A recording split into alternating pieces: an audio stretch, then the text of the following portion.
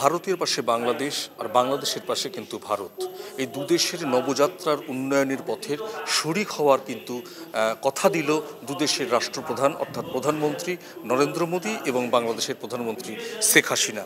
কোনো চুক্তি না হলেও স্মার্ট বাংলাদেশ গড়ার ক্ষেত্রে কিন্তু প্রতিশ্রুতিবদ্ধ, 2041-এর আগে সে কথাই কিন্তু প্রতিজ্ঞাবদ্ধ। সে কথা কিন্তু আজকে সাংবাদিক সম্মেলনে জানিয়ে দিয়েছেন প্রধানমন্ত্রী নরেন্দ্র মোদী। আজকে ভারত এবং বাংলাদেশের মধ্যে যেসব বিষয়ে সমঝোতা চুক্তি স্বাক্ষরিত হয়েছে সেই বিষয়গুলি হচ্ছে Bangladesh Bharat digital partnership, India Bangladesh green partnership, সমুদ্র সহযোগিতা, সুনীল অর্থনীতি, স্বাস্থ্য, ওষুধ সংক্রান্ত পুরনো সমঝোতার নবায়ন এবং ভারতের ইনস্পেস এবং ডাক ও টেলিযোগাযোগের মন্ত্রণালয়ের সমঝোতা, দুই দেশের রেল মন্ত্রণালয়ের মধ্যে সংযোগ সমঝোতা, সমুদ্র বিষয়ে গবেষণায় দুই দেশের পাশে সমঝোতা করা হয়েছে, দুর্যোগপূর্ণ ব্যবস্থাপনা ও প্রশমনে ভারতের ন্যাশনাল ডিজাস্টার ম্যানেজমেন্ট অথরিটি ও বাংলাদেশের ত্রাণ ও দুর্যোগ মন্ত্রণালয়ের বিদ্যমান সমঝোতা কিন্তু নবায়ন করা হয়েছে। মৎস্য সম্পদের উন্নয়নে বিদ্যমান সমঝোতাও কিন্তু নবায়ন হয়েছে আজকের এই সমঝোতা চুক্তিপত্রের মধ্য দিয়ে।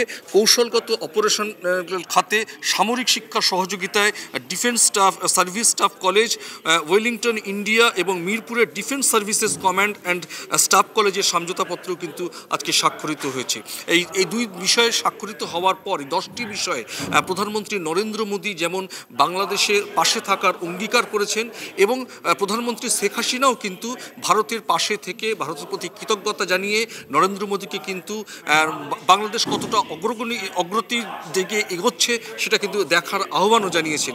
সার্বিকভাবে কিন্তু কূটনীতিকরা বলছেন যে বিষয় নিয়ে এই দ্বিপাক্ষিক বৈঠক ছিল সেটা একেবারে সদর্থক হয়েছে এবং ভারত যে বাংলাদেশের পাশে থাকবে এবং বাংলাদেশও যে ভারতের পাশে থাকবে সেটা কিন্তু আজকে দ্বিপাক্ষিক বৈঠকের মধ্যেই উঠে এসছে এবং স্বাভাবিকভাবেই সাংবাদিক সম্মেলনেও কিন্তু প্রধানমন্ত্রী নরেন্দ্র মোদী বাংলাদেশের পাশে থাকার অঙ্গীকারবদ্ধ হয়েছেন এবং বাংলাদেশও কিন্তু কথা দিয়েছে যে ভারতের পাশে থেকে ভারতের অন্যতম পররাষ্ট্র নীতির ক্ষেত্রে অন্যতম শরিক হয়ে বাংলাদেশ উন্নততর জায়গায় পৌঁছে যাবে।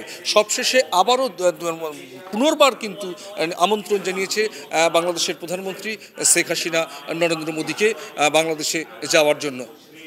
নয়াদিল্লির হায়দ্রাবাদ হাউস থেকে পরমাশিস ঘোষ রায়, RTV ইন্টারন্যাশনাল।